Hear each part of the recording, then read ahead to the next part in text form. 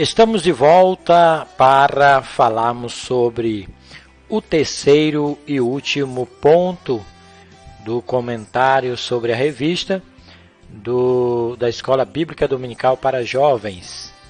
E o tema desse trimestre, como nós falamos, é Rumo à Terra Prometida.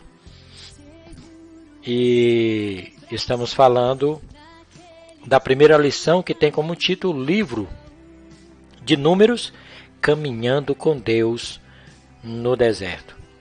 E o terceiro ponto fala sobre o Cristo no deserto. E falando do livro, o livro de Números traz o seu bojo, constantemente a revelação tipológica do Messias em todos os episódios da caminhada do povo hebreu pelo deserto. Quando havia dificuldades ou nos momentos de expressivas vitórias, quando estavam parados ou em movimento, perplexo, lógico, ou exaustante ou bastante cansados, Cristo, por um dos seus tipos, sempre se fazia presente para confirmar a promessa. Como diz lá em Hebreus capítulo 13, 5, diz assim, não te deixarei nem te desampararei. E nesse capítulo será tratado apenas acerca das três manifestações tipológicas messiânicas em número. Ou seja, nós vamos falar sobre o Messias nesses três pontos. E o primeiro ponto que nós vamos comentar, que vamos falar, é sobre a pedra que os seguia. O Senhor, lá em 1 Coríntios capítulo 10, revelou que Cristo era a pedra que os seguia. Necessariamente menciona que a palavra usada nesse texto por Paulo para pedra tem o significado de penhasco, rocha, por exemplo. Não é uma pedra qualquer, mas faz emergir a noção de refúgio, segurança, atemporalidade, fortaleza, ou seja, não obstante houvesse fragilidade no meio do povo, por ser uma nação de princípios de ex-escravos sem tradição bélica, existia algo que poderia trazer bastante confiança para Israel. A proteção e o cuidado de uma grande rocha, um penhasco que o acompanhava por onde quer que fosse, que segurança maravilhosa, né? Interessante que não se diz que eram os hebreus que seguiam a pedra, mas ao contrário, era a pedra que os acompanhava. O Messias que seria revelado ao mundo, né, de acordo com nós estudando essa lição, já havia ser conhecido pelo seu povo.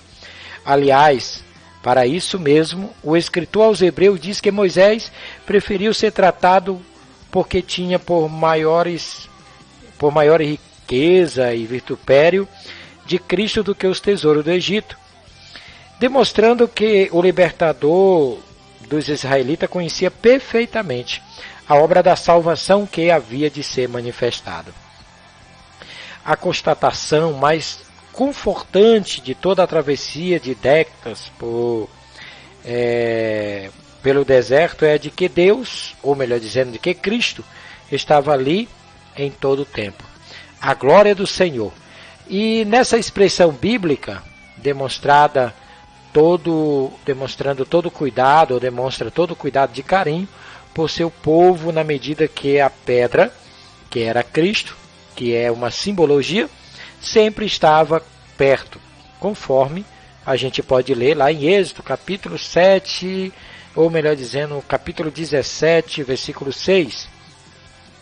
No princípio da caminhada, depois lá de Êxodo 33 e por fim em Números 20, isso fala de muitos aspectos da natureza de Cristo, tais como sua eternidade, onipotência, um penhasco, bem como seus cuidados, humildade e benignidade, bondade e amor, pois a pedra os seguia curiosamente, mesmo Moisés sabendo a realidade profunda das coisas espirituais à sua volta, por sua arrogância, feriu 2 vezes a rocha que o seguia. Então, diante disso, que nós acabamos de ler, tudo podia ser constatar que neste mundo a vida subsiste somente pela abundante graça e misericórdia do Altíssimo, pois ele constata com frequência a desobediência de quem? Do seu povo. E isso não aconteceu apenas com os hebreus que caminhavam no deserto, mas ainda assim continua a nos suportar.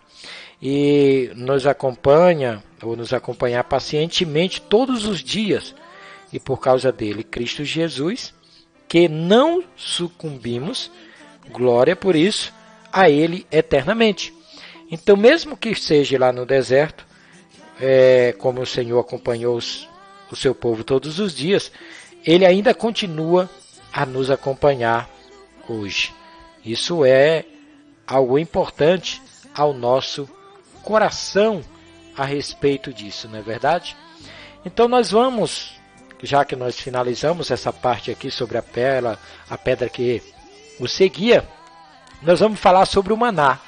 E o maná, está escrito que durante 40 anos os israelitas tiveram maná para comer até que chegaram à fronteira de Canaã.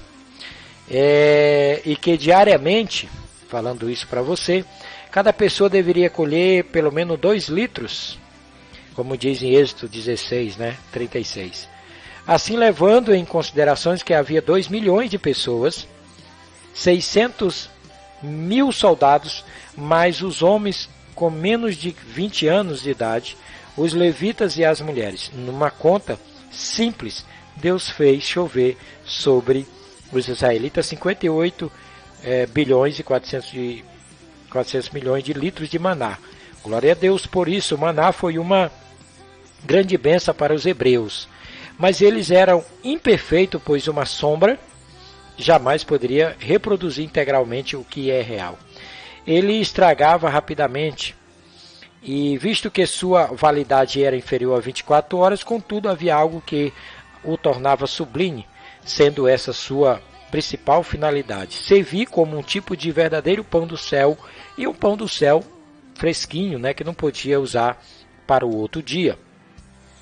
Cristo, pensamento, que é um corroborador, o Todo-Poderoso, através dessa comovente história de cuidado e amor, anuncia que mesmo com as circunstâncias, rebeliões do povo, Cristo estava sempre com os israelitas. Os descendentes de Jacó, um povo de dura cerviz, eram tratados como toda longanimidade por Deus, que aguardava sinais da verdadeira convenção. Não aconteceu todas as exceções de Josué e Caleb foram sepultados no deserto. Ainda hoje o Senhor, cheio de compaixão, continua batendo a porta, dizendo: eu quero cear com você, sendo ele mesmo o alimento. Então, nesse ponto, como nós estamos falando, o maná, que é o Senhor, ele nos alimenta através da sua palavra todos os dias.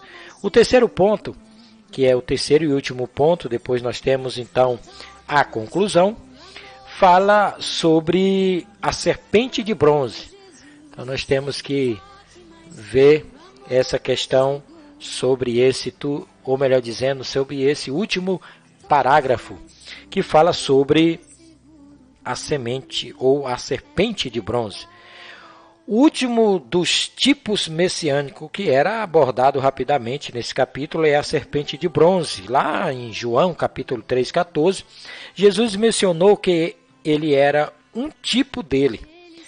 Bom, esse objeto de metal era alternativa de quê? De cura para todos aqueles que fossem mordidos pela serpente venenosa. O tipo messiânico da pedra que os seguia indicava a eternidade, onipotência, força, segurança, providência do Messias.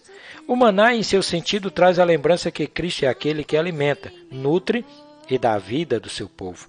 Mas a serpente de bronze faz emergir a revelação de que aquele que descia do céu irá sofrer, mas também será altamente, ou melhor dizendo, enaltecido, da mesma forma que a serpente de metal foi fixada sobre uma haste porém não ficou no chão, mas foi exaltado sobre todos. Então a diferença é muito grande entre a pedra que o seguia para o maná e também para a serpente de bronze. Eu vou ler aqui, ó. Segundo Canson, é comum no Novo Testamento a conexão entre exaltação e ressurreição. Mas João vai além e faz uma ligação teológica entre crucificação, ressurreição e exaltação. Nicodemos estava sendo desafiado a ter uma nova vida com Deus. Bastava apenas olhar para Jesus e dessa forma acontecia o milagre de um novo nascimento ali. Isso é uma história muito interessante. E certamente o velho Nicodemos não entendia nada naquele momento. E toda a extensão da mensagem do Senhor, mas podemos até dizer que é certo que quando o Salvador foi levantado numa cruz de madeiro, foram fora dos muros da cidade. A revelação total chegou ao entendimento do fariseu. Agora, um novo convertido, como diz lá em João 3,14, 12, 32, 19, 39. É uma história que é bom até lermos ela. Você que está ouvindo, leia, que começa um dos versículos mais interessantes, mais importantes da Bíblia e mais profundo, em João 3,16, que fala sobre o Senhor Jesus. Deus amou o mundo de tal maneira que deu o seu Filho unigênito, para que todo aquele que nele crê não pereça, mas tenha a vida eterna. E o deserto é um lugar perigoso, mas se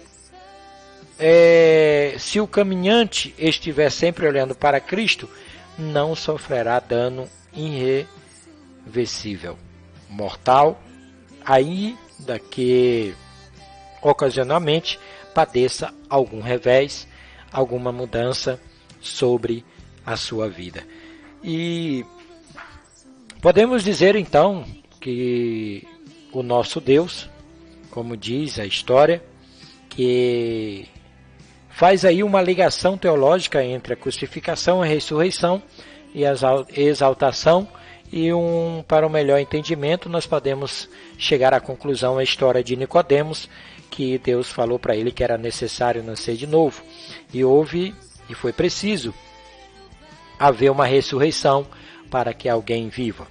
E para concluir esse estudo, para nós concluirmos esse estudo, fazer uma revisão breve de toda essa lição, nós podemos examinar que as Sagradas Escrituras desse livro, da página do livro de Números, é viver uma emoção a cada instante, pois o quarto livro do Pentateuco retrata de forma empolgante e diversificada os altos e baixos do relacionamento entre o povo de Deus e com o Criador. E durante a caminhada pelo deserto, bem como as constante advertência do Senhor sobre a necessidade da santidade.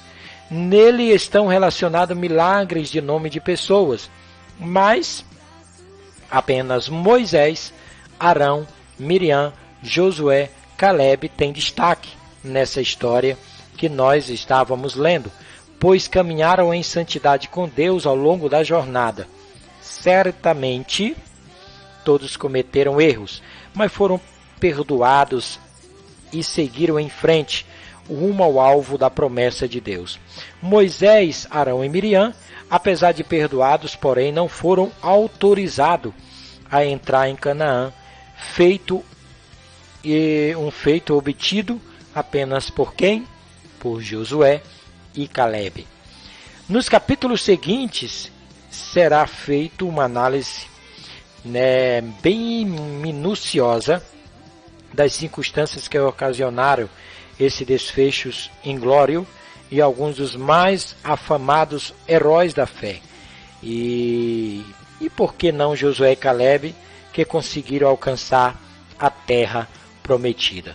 Então nós podemos dizer que nesse capítulo, nesse estudo, nós acabamos de falar sobre o quê? Sobre a serpente, que é muito diferente sobre a pedra que o seguia direto, sobre o maná que nos traz aí uma palavra sobre Cristo que nos alimenta e outros assuntos que foram abordados nas lições seguintes. E na verdade o que nós estávamos falando aqui era sobre o Cristo no deserto. Então nós vamos ficar por aqui para terminar essa primeira lição, que é o livro de Números, caminhando com Deus no deserto. Pedimos para você se inscrever no canal, que a gente estará postando mais vídeos sobre esses estudos desse trimestre, desse mês. Estaremos comentando alguns parágrafos, estaremos comentando algumas coisas sobre isso. Então, ficamos por aqui, até a próxima, na segunda lição do primeiro trimestre de 2019 de Jovens, né, rumo à Terra Prometida. Até mais, se Deus quiser.